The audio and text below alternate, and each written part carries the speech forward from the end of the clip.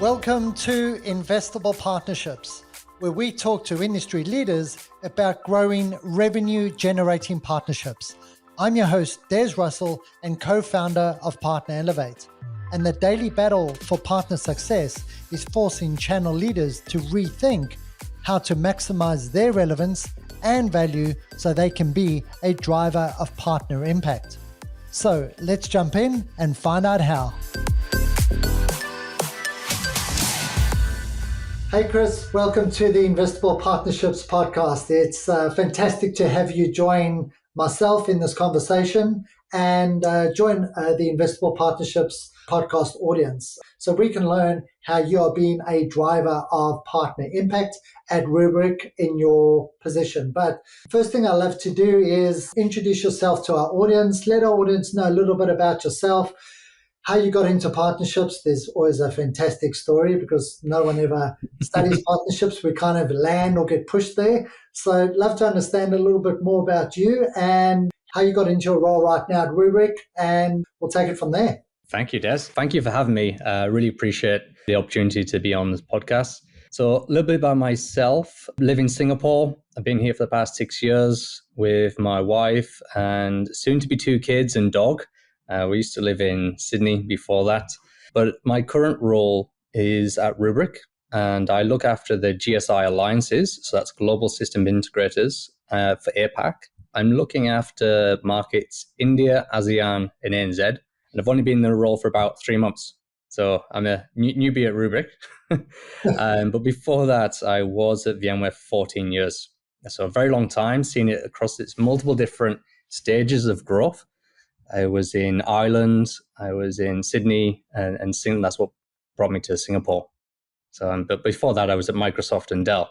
So quite a few different organizations, but about 40 years old, 4 different organizations. That's about right.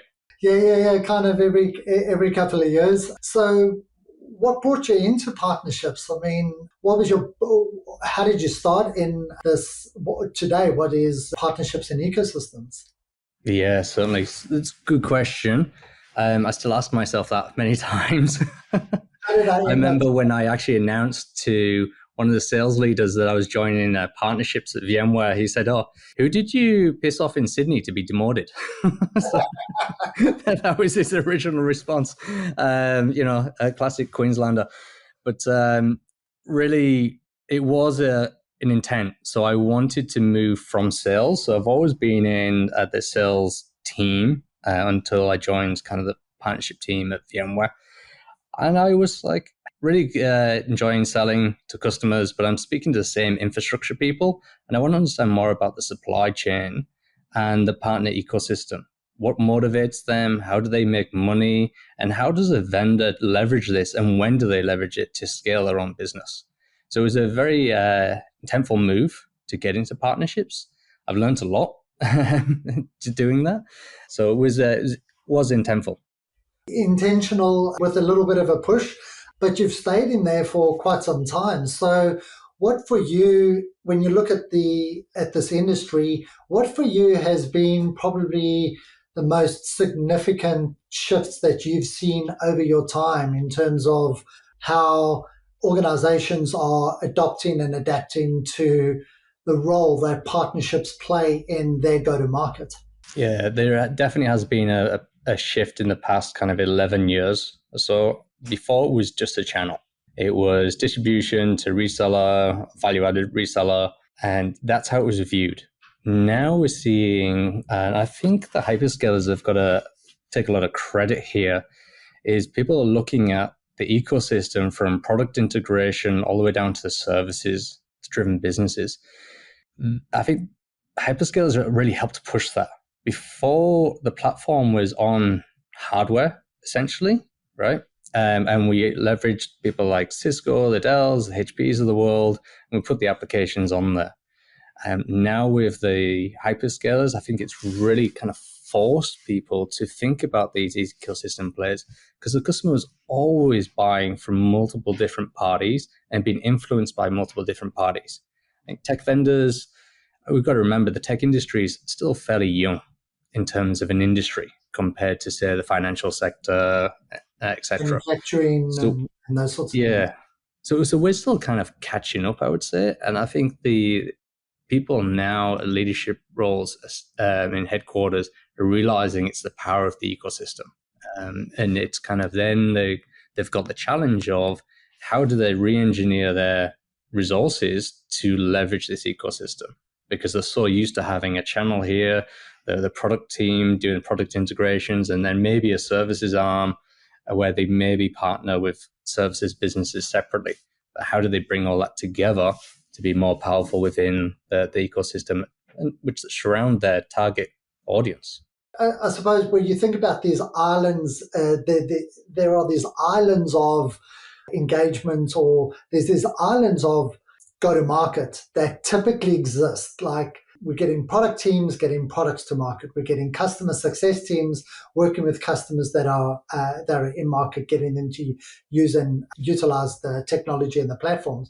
And then we've got this partner team that's sitting on also helping that entire organization go to market. So when you think about the changes that have happened, do you think that it's just from an ecosystem play, that it's just where ecosystems are? Or do you think that the hyperscalers have done something fundamentally different to kind of bring this all together? I would say the hyperscalers have definitely fundamentally done something differently to bring all this together. The fact that you have to validate your products on their platform and put it in the marketplace. And the GSIs, for example, who I look after, that's where they go to work. They go to work on the hyperscalers on these platforms. So if you're an ISV, you have to be on them platforms. And then you have to figure out how do you leverage that to your best of ability. So one is the product integration. Do you just pick one hyperscaler? And then even within that hyperscaler, what are the other ISVs you plug into to make yourself much more sticky? So that's all the product integration.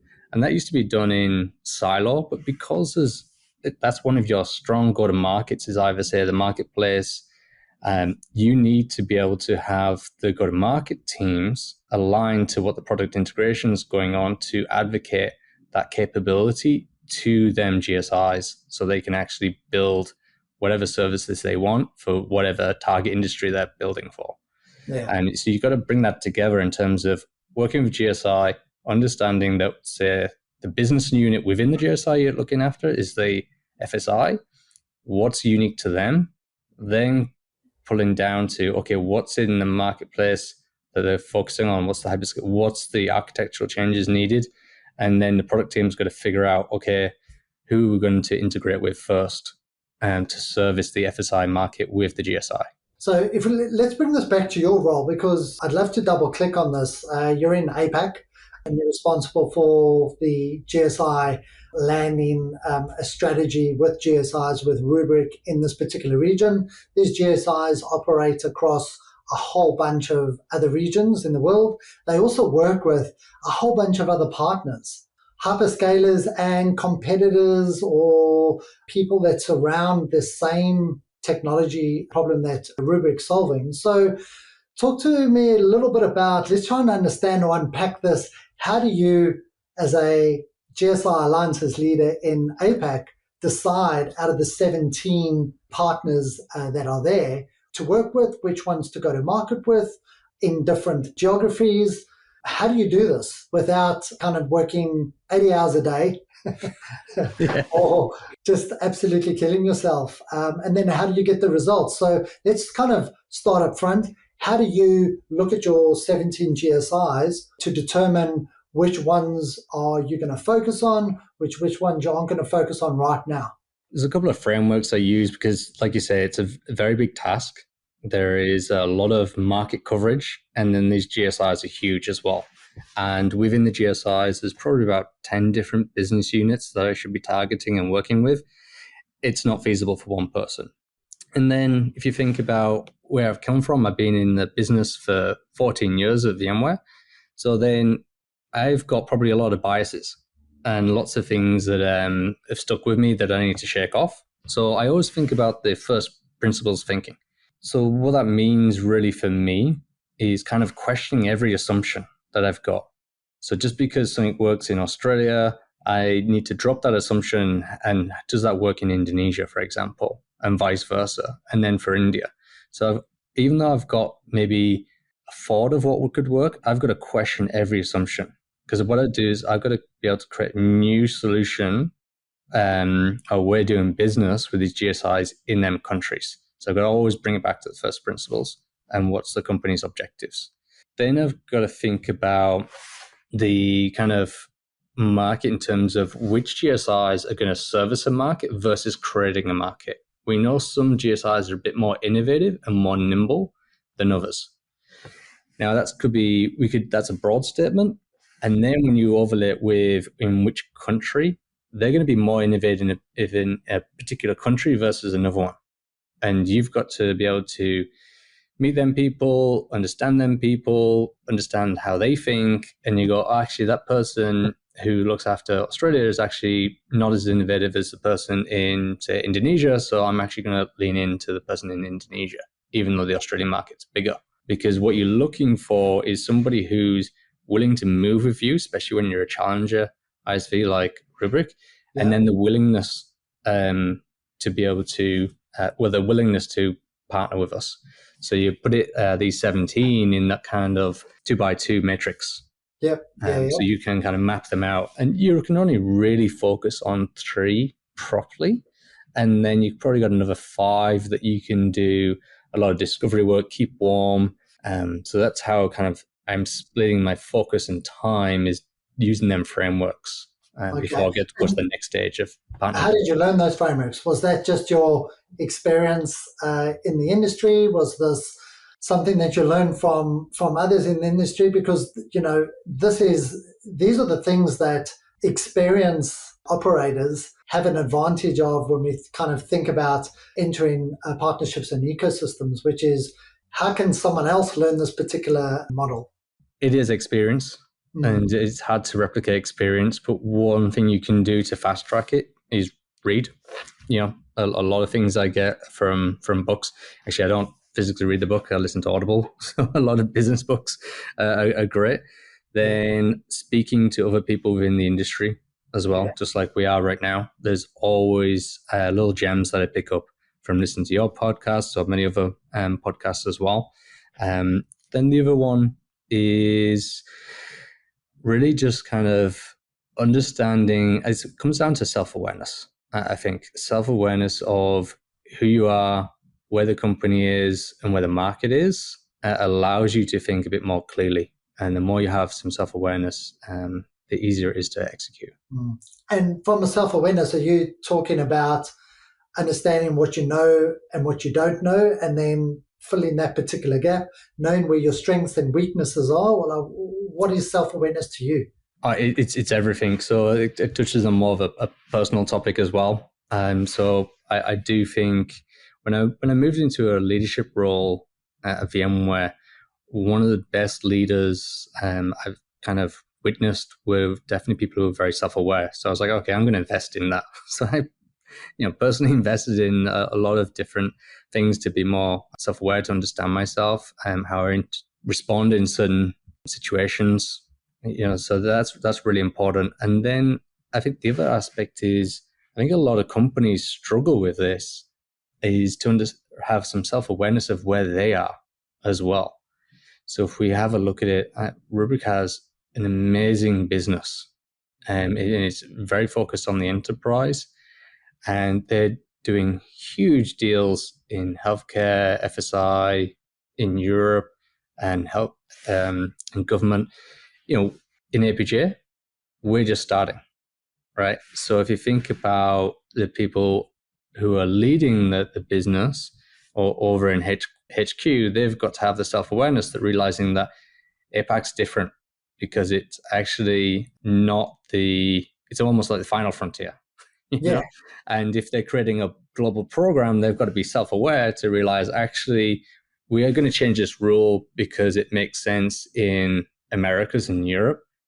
And that's maybe changing incentives, partner incentives, etc. And then they're going to leave APJ because they realize we're probably about 18 months behind. And I've actually seen them do that. So that's really good to see that at Rubrik. And that's it. Some of the vendors I've worked for didn't do that, and they just blanked it out. Yeah, An just incentive program, deal with it. you know. Yeah. Yeah, exactly. So that's one good thing I see here in my short time at Rubrik is they actually are quite self-aware, and they're willing to admit a mistake and change the mistake quickly as well. And I've noticed that just in the short time I've been here. So it's a pretty impressive organizational self-awareness. Yeah, I love that thinking, that self-awareness piece, because there is a mindset kind of part to that, which a lot of people talk about, but I like the framing of that from a self-awareness. Now let's look at self-awareness, like self-awareness, knowing what you're good at, knowing where your strengths and weaknesses are, but also knowing where you're not so good. And I think in partnerships, I'd love to get your view here. We kind of enter partnerships, or you've got 17 GSIs. You've mentioned there's 3 GSIs you're probably going to work with right now. There's 5 or so GSIs that you're going to continue to build capability with or build a engagement with and lead them towards being execution focused.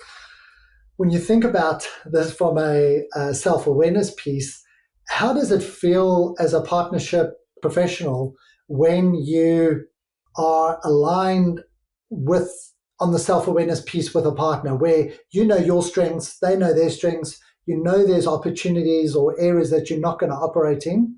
So how does it feel when you're working with a partnership like that, to how does it feel when you're not working with a partnership like that? What are the things that you are tempted kind of always dealing with? Because that's what we go through all the time. So let's take how does it feel and what does a good partnership look like where there is the self-awareness? And then what does it look like, or what are the things you should be thinking about if there's not that alignment there?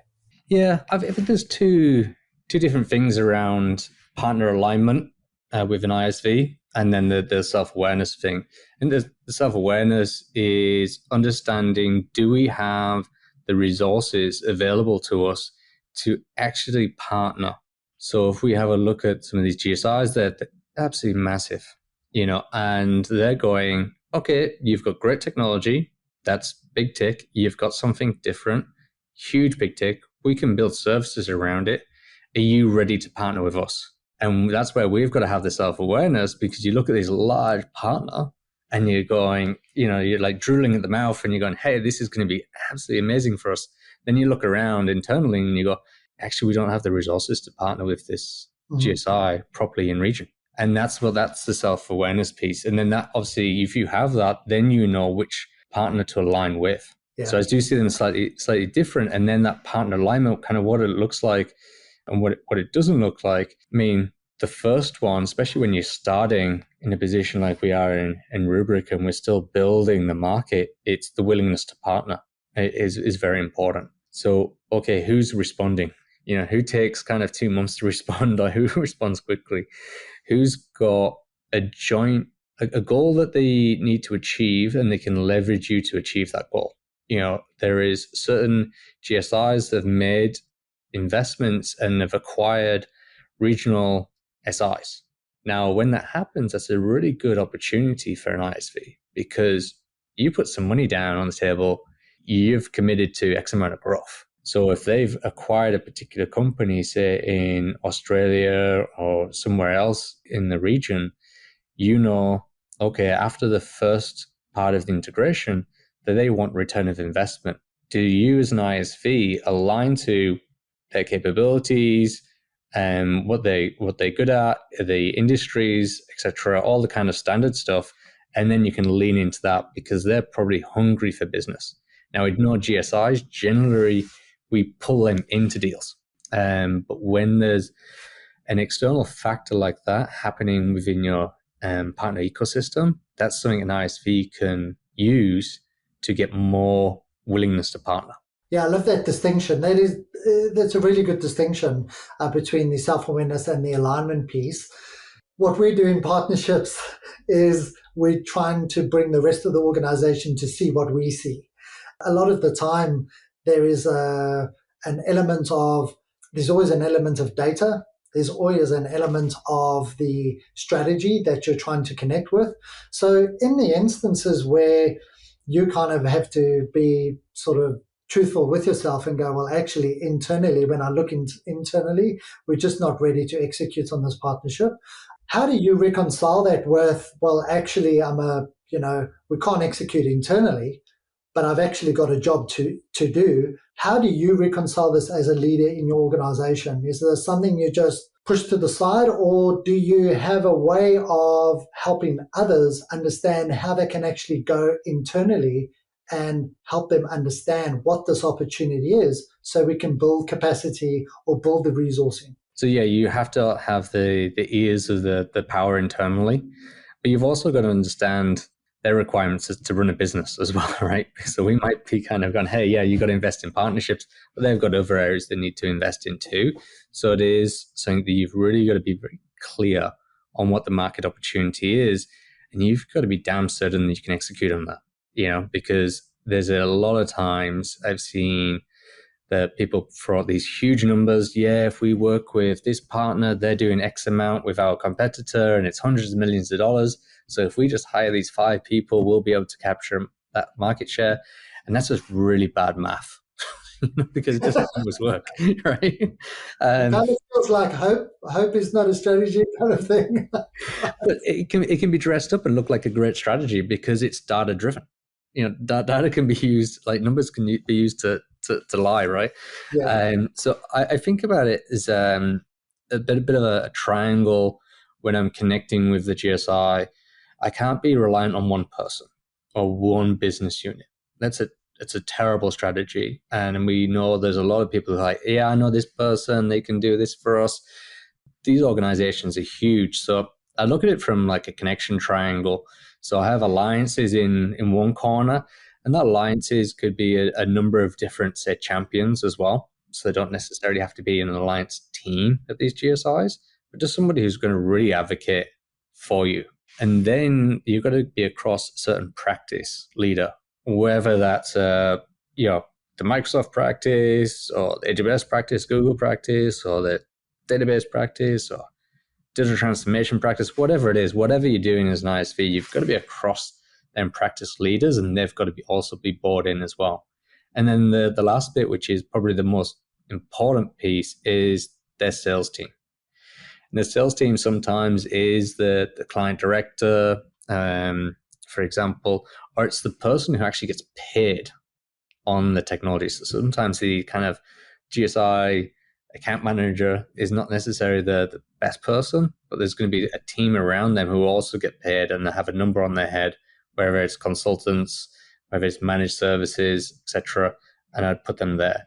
So you've got to have that mapped out, and then you might have had 1-2 wins, and then you can go back to the business and go, this is the market opportunity, and this is why I know I can execute, and these are the people I know, and even if that person leaves, I've still got a fallback. Yeah. So it's definitely an investable partnership. And that's just on the GSI piece. The next piece down is internally, and that mind share. And that starts from the ground up, and it starts with your sales team all the way up to the execs who have got the money to then invest in the partnership. I love it. So we've got 2 key models here, which I'm sure our audience are going to absolutely hit you on, which is your segmentation model, your 2x2 model to determine which GSIs or how to prioritize your time, energy, and investment, and then this triangle model, which I absolutely love. I love models, so this is something that I definitely would love to probably unpack with you as well for the audience. So as a partnership professional, yes, you've got you with a lot of hard work and experience on your side. You are also a member of the partnership leaders community in the APAC region. So talk to me about why partnership leaders, why belonging to a community of professionals, what value do you get out of that? How does that actually help you in your role? And what are some of the things you've kind of received from that community that makes it worthwhile investment of your time? You actually lead the APAC, the Singapore as a chapter host. So you invest in time, energy. Tell me how you're using the community. Yeah, certainly. So a bit like how I mentioned earlier, it's kind of like, where do you get all this information from? Partnership leaders is a huge component of that. and it's helping me connect to the wider partnership leaders within Singapore and the region, which is great. And that's where you kind of get the little tidbits of information on how they operate, which partners are doing what, no one's sharing any trade secrets, but just kind of, you get to realize, which partners are actually moving the market, Then the thing I love about hosting it is I just get to learn. Tomorrow I'm going to be hosting somebody from Accenture and somebody from Salesforce, and they're going to be talking about how they met and how they built their professional relationship and how they built a business together with Salesforce and Accenture. And it's an amazing story, and it's exactly what we're doing here right now, but I get to do that in front of an audience full of people from Singapore. There's people who are part of the partnership leaders community who are actually in town from India, and they're going, I'd love to join that meetup as well. So you really kind of expand your network, and somebody in partnerships, networking is very important. One, just to know who's who and where they all are, and really get a sense of what's going on, because you can't know everything. No, it's impossible.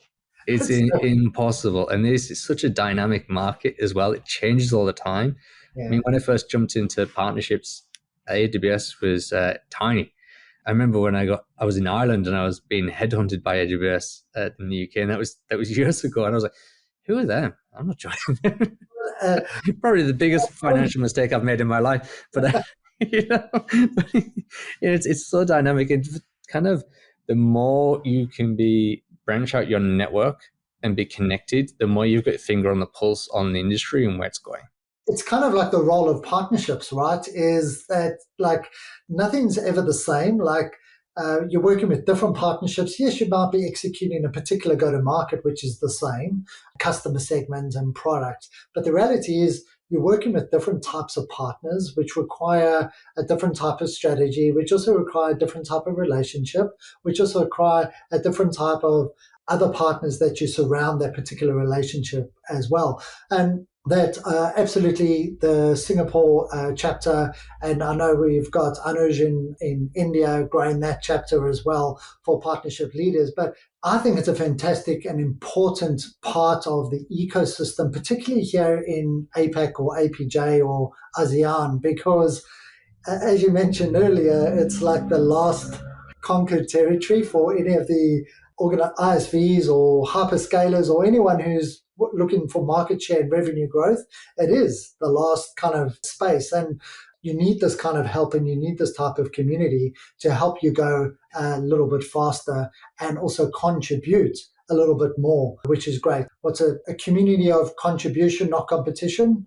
I think I didn't coin that phrase, but I absolutely love that as well. So, Chris, we like to have a bit of fun on our podcast as well. So there's this thing called Partnerships Fast 5. Everyone passes it and everyone wins it. But it's a way for us to just get what's on top of your mind. So I'll throw you a couple of statements, and I just want the first word, just finish off my sentence with whatever comes to mind as well. First, partnerships thrive on people. Partnerships embody trust. Through partnerships, you can age rapidly. Execute.